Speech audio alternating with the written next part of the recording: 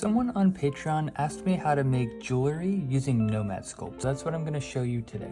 To start out, I'm going to go into the scene menu and delete the sphere. I'm going to click add, and we're going to add in a cylinder to work as the main ring. The first thing I want to do is I'm going to snap this to 90 degrees, and I'm going to rotate it this way so that I can see it from the front view. And I'm going to squish this in and click on tube so I can get this edit menu back showing on the top. And I'll click on the hole function just to make that opening for the ring. Now ideally I would want to be able to size this to a finger, but I'm not going to do that just to demonstrate how to do the ring today. I'm going to go into the topology menu by clicking these three dots, and I'm going to turn up the post subdivision.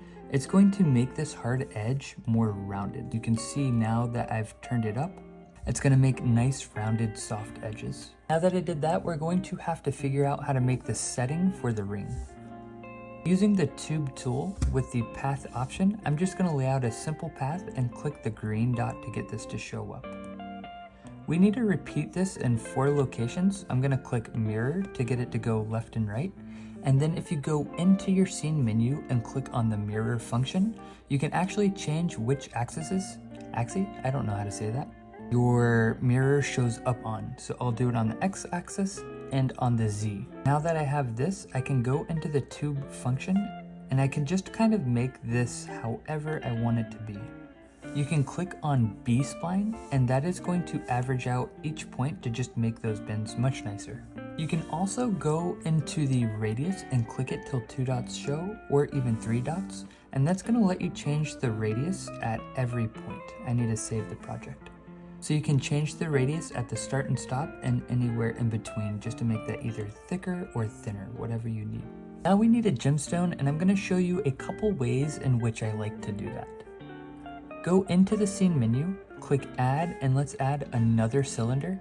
And one of the most simple ways you can do this is I'm going to scale this down. Now I'll click on tube to get this edit menu to show up again. I'm going to click on radius to make this skinnier at the bottom. And now I'm going to click on these 3 dots to get that topology menu to show up again. And I'm going to turn down my division X. And this is going to make my geometry much smaller. You can see how I have some sharp edges like this now. And I might bring that down to 6 sides instead of 12. I'm going to make this much shorter. And now I'm going to use the gizmo tool. I'm going to click on clone. I'm going to move this up so I have 2 sides. And because we're snapped to 90 degrees, I'm going to rotate it 90 degrees this way. We're still in a mirror. I'll go into the scene menu, and I will take both of our new cylinders out of that mirror so it doesn't get mirrored. Now back on this shape, I'm going to click tube again to get this menu to show up.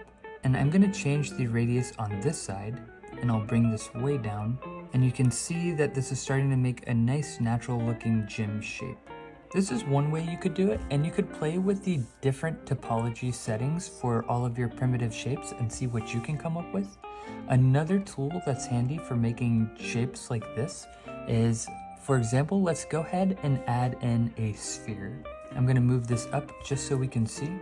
I'm going to validate this shape, and now using the trim tool, we could trim this in half, and using radial symmetry, we'll turn on radial X, and we'll use the line function on the trim tool. It's not actually radial X we need, I think it's radial Y. Let's turn that up to 12. There we go. Now we could go ahead and chop off some of this, and that's going to make it very nice for making some nice organic looking shapes like this. You could just play around the trim tool and then those primitive shapes. That's going to be the best way to do that. And of course you could get creative and make all kinds of different things. I'm going to go ahead and take this tube tool right here. I'm going to clone this and move it over. You could see how we could start to design the actual ring and start doing some cool stuff to this. We could move this over here. And if you click snapping at the top, it's going to snap it to any surface you're touching. So if you want to wrap this around the ring, you can see how it's now snapping to the surface of the ring. So I could go all the way around this and add points in the middle to get it to come all the way up to the edge of the ring.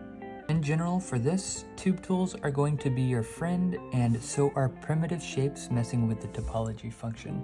I hope this helped you out.